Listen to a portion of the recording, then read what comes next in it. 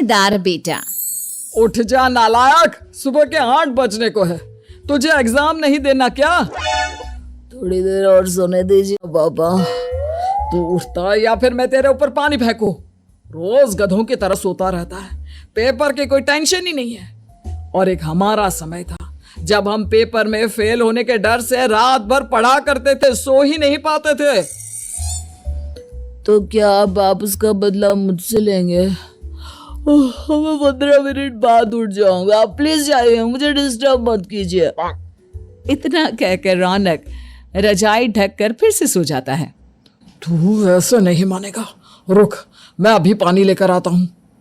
बस फिर क्या था, इतना कहकर वो भागते हुए बाथरूम में जाते हैं और पानी की एक बड़ी सी बाल्टी लाकर रौनक के ऊपर फेंक देते हैं।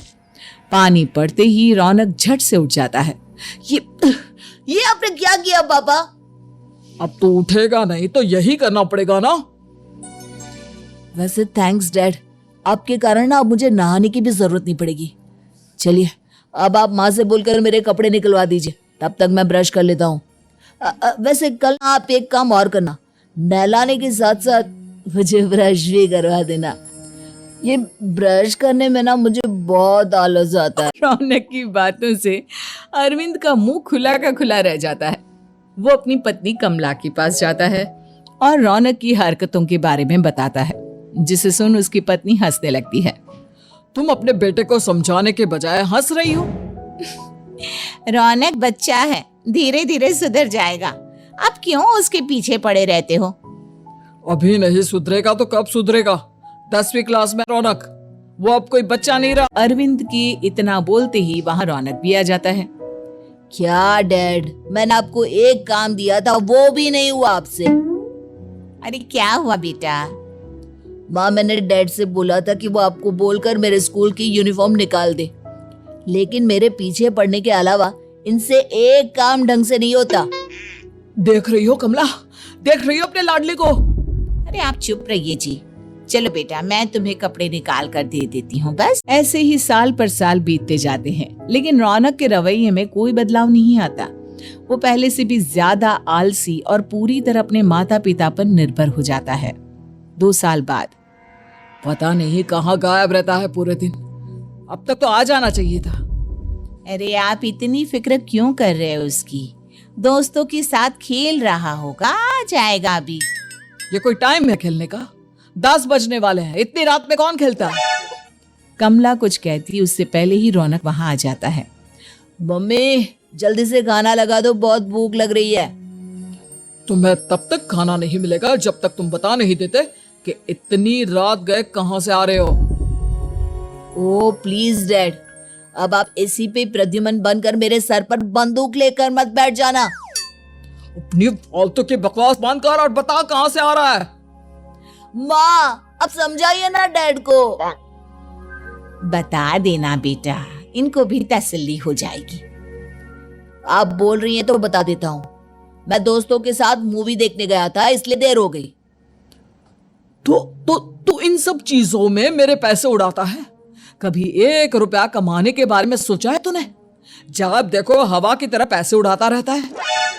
माँ अब आप इन्हें चुप करा दीजिए, वरना ना मुझे गुस्सा आ जाएगा। अच्छा क्या कर लेगा? बता ना, क्या कर लेगा तू? वैसे बात तो ठीक ही है, मैं कर ही क्या सकता हूँ, पैसे तो फिर भी मैं आपसे ही मांगूंगा ना। चलिए अब ये सब बात छोड़िए और मम्मी मेरे लिए खाना लगा दीजिए। अभी लगा देती हूँ बेटा। मैं बता रहा हूँ कमला, एक दिन ये ऐसे ही बिगड़ जाएगा। ओफो, आप क्यों इतना पीछे पड़े रहते हो मेरे बच्चे के? बात की बाद में देखेंगे, अभी आप शांति से उसे खाना खाने देंगे। अगले दिन डैडी मुझे 10,000 रुपए चाहिए। हाँ? अब इतने पैसे क्यों चाहिए तुझे? डैड आप बिना सवाल किए कभी पैसे नहीं दे सकते क्या? जब तक तू बताएगा नहीं तुझे पैसे भी नहीं मिलेंगे। अरे अब आप अपने बेटे को पैसे भी नहीं दे सकते?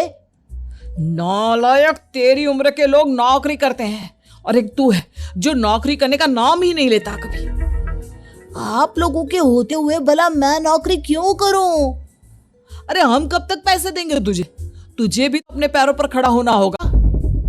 कौन सा उधार के पैरों पर खड़ा हूँ अपने ही तो पैरों पर खड़ा हूँ मैं। इसी तरह रौनक दिन प्रतिदिन लापरवाह होता जाता है। उसकी लापरवाही को देखते हुए अरविंद और कमला अपने बेटे की शादी कराने का फैसला लेते हैं और 1 महीने के अंदर अंदर ही रौनक की शादी मेघा नाम की लड़की से करा देते हैं। शादी के कुछ दिन बाद, रौनक, मुझे एक अच्छी सी साड़ी चाहिए, आप ला दोगे ना? हाँ, क्यों नहीं। कितने तक की आती है साड़ी? यही करीब 5,000 तक की। तुम चिंता मत करो, मैं आज ही डैडी से पैसे मांगकर तुम्हारे लिए साड़ी ले आऊंगा।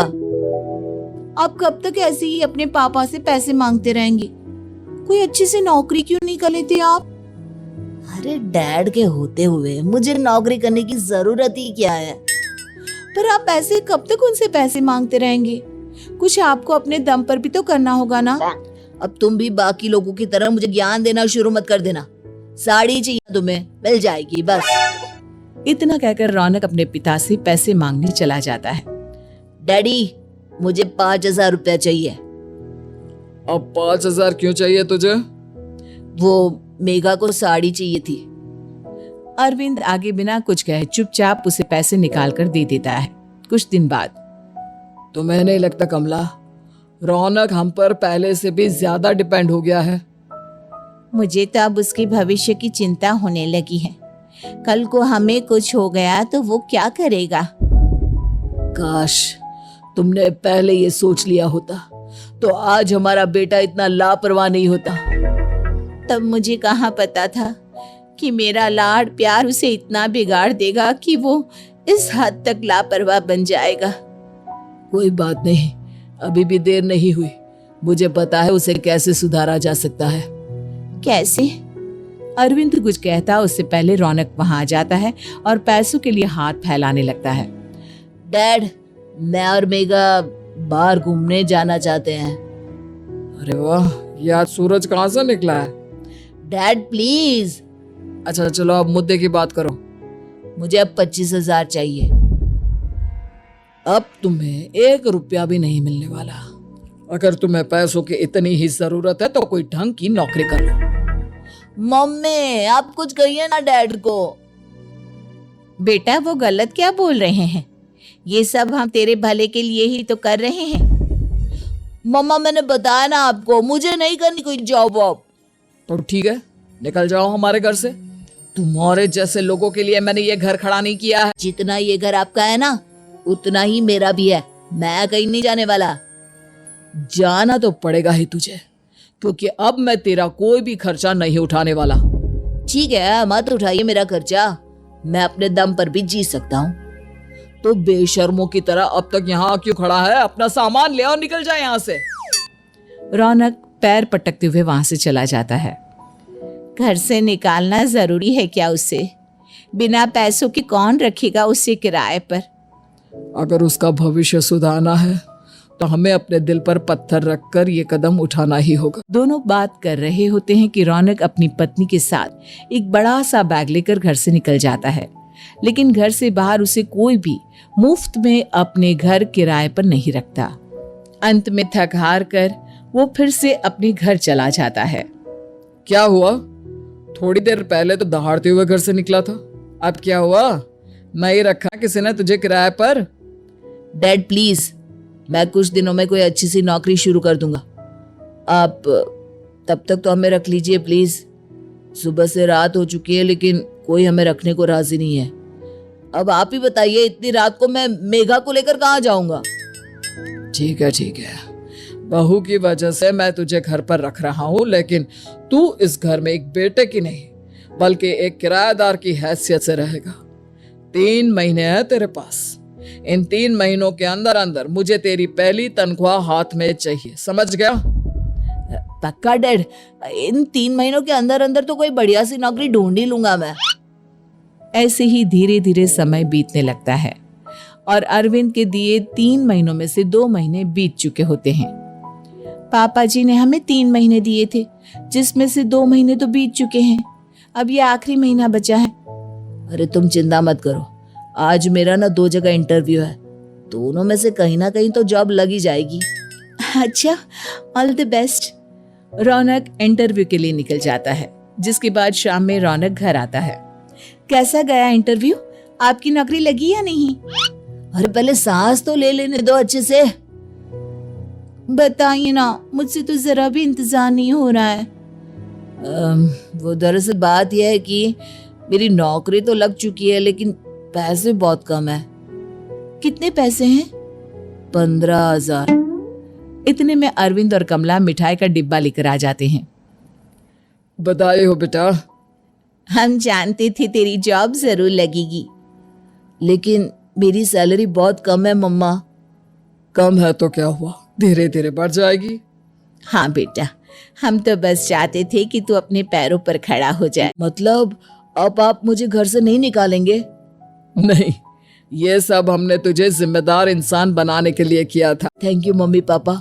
अगर आप दोनों ऐसा नहीं करते तो मुझे कभी अपनी जिम्मेदारियों का एहसास तक नहीं होता। आज आपने मुझे सिखा दिया कि इंसान का अपने पैरों पर खड़ा होना भी जरूरी होता है।